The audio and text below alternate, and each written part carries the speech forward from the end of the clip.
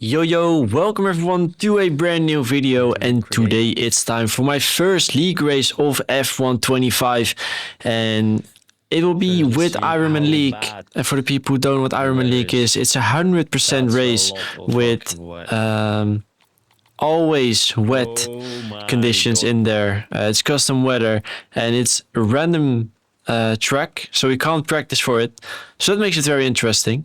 And in this race it will be full wet at the start of the race, then intermediates, dry, another intermediates, and then dry again. So here we are at the start of the race, and away we go. Oh, what? They all went inters. And you can see many people went for intermediates, and I went for wets. Because I thought that wets would be the right call, as that's what the AI put me on. But we will see what's going to happen. Can already tell. You guys will find out. You can see Jarno Opmeer, we got past him. He started on the intermediates, and probably in the first couple of laps we will be quicker with the wets. Also Istvan Puki ahead of us is on wets. So yeah, we are mainly fighting him on the same strategy. Now just gotta be careful with all the cars around. Make sure getting a good exit. Ferrari went off, so we went going past 3 cars here up to P15, and that's quite nice. But yeah, we need a much bigger advantage. I should have definitely gone for inters. We should have a much bigger advantage on these wets compared to inters, as the game said it is full wet conditions, as Andre is going off, and now we have Otis Lawrence ahead of us, and I think the majority had went on intermediates, now doing a sort of fake move up the inside, but Otis doesn't really have the grip, I think, at the moment on his intermediate, so we're going around the outside of him and also Tamas, and having the inside for this right-hander up to P12. So we've gained 8 positions already, and now we are right behind Nicolas Longue. I swear, I didn't know it was the case, man. As I say, yeah, wets are absolutely not it. I mean, they're faster for now, but pretty much what I mean to say with that is that the advantage is not big enough for this strategy to work, I think, because the guys on inters can just go straight to the dry tires, and we have to go to inters first probably and then to dries, as usually the wet tires overheat far too quick on intermediate conditions. So that's why we probably need intermediates. And now we got past Nicolas, and now we have Ben Sabo ahead of us, and we are using our battery, but he's actually going defensive a little bit, so he's not just going to let us pass here. So we have to work a bit harder for this one. Now out of this corner, trying to get a better exit. A little moment there, but still close enough to send it up the inside. And we got ourselves up to P10. So we have made a good amount of positions here, but yeah, we probably need more. We just need to... we are hoping that the wets will stay faster than inters for as long as possible. Now up the inside of Liam Stevens into bus stop and get the car stopped just in time, up to P9 in only 2 laps. So regardless that we started on the wets, I think our start was still pretty good. And now behind Diego in the Williams, and now we got past him as well with our teammate Jack West ahead of us, so that we take track position. And now, how is it only 10 minutes, man? It said it's half the race. How do you come up with 10 minutes? And as what were those predictions then? As I said there, the prediction said, you can see in the top of the screen, that half the race would be wet. And now it says it will be dry in 10 minutes, which is like 6-7 laps from now. So that's not really what we were hoping for. as Diego is getting past us with his intermediates, as they are just quite a bit quicker at the moment. Otis Lawrence is behind us. We go slightly defensive, but he's obviously still going to send it up the inside. And now we just have to survive for this lap. Yeah, not much more we can do. I think we just have to go in.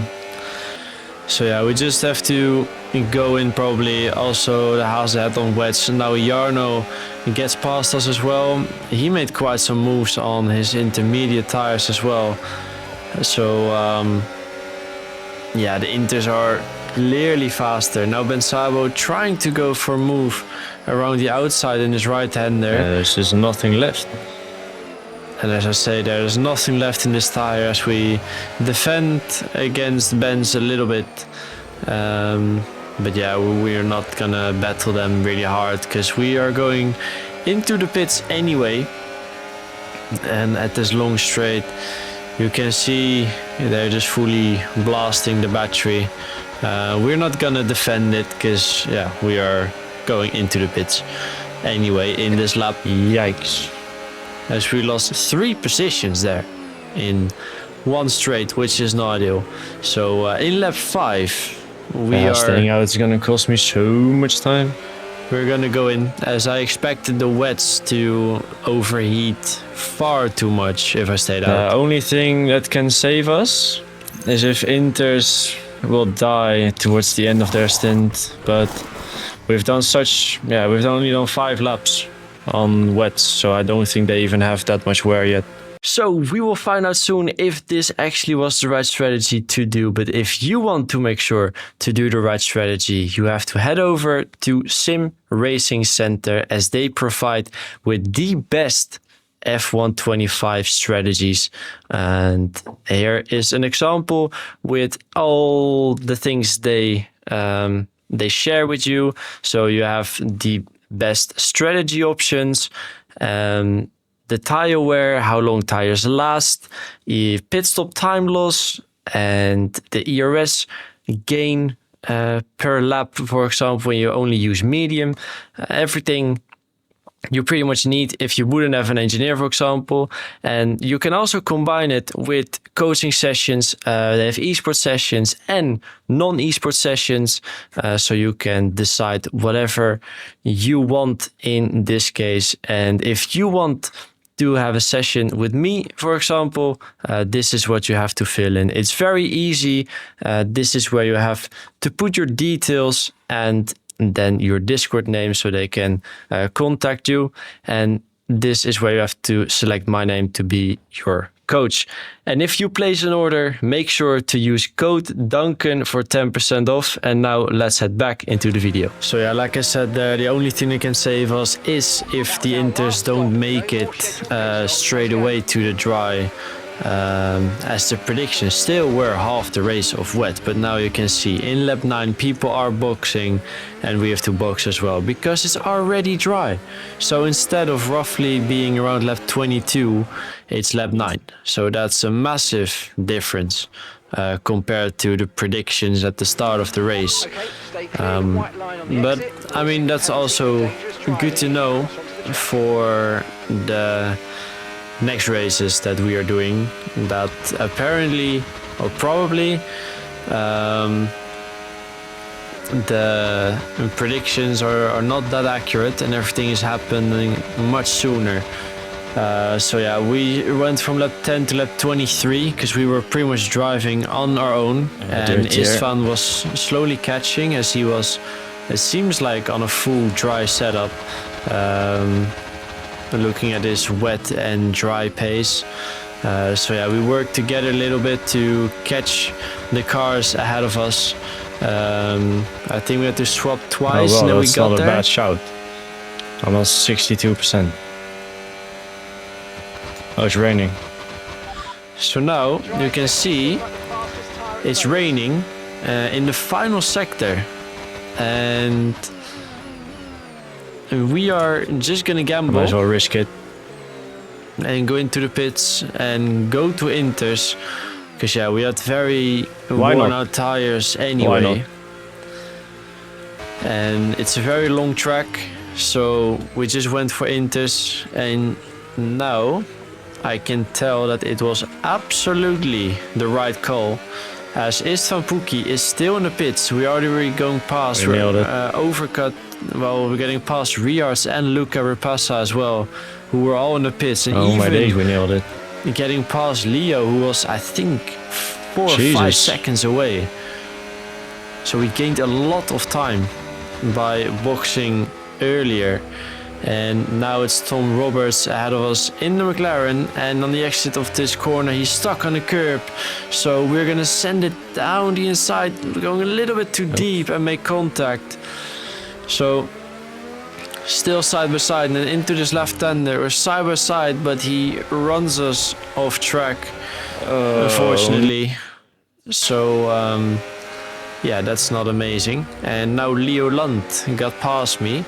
And you can see he is very close as well. And now he will do the exact same thing, sending it up the inside. And do the same to him then. You guys will see. He actually does. Oh my days. He pushed him off as well. And I tried to have a look at Leo, but now I'm gonna predict the future here.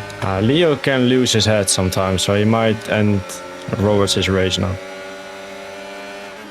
Yep, there you go. Told you. Literally told you. And exactly that happened. So Leo sent it up the inside, got damaged himself. You can see his front left end plate is gone. Leo, what a legend. He let me past.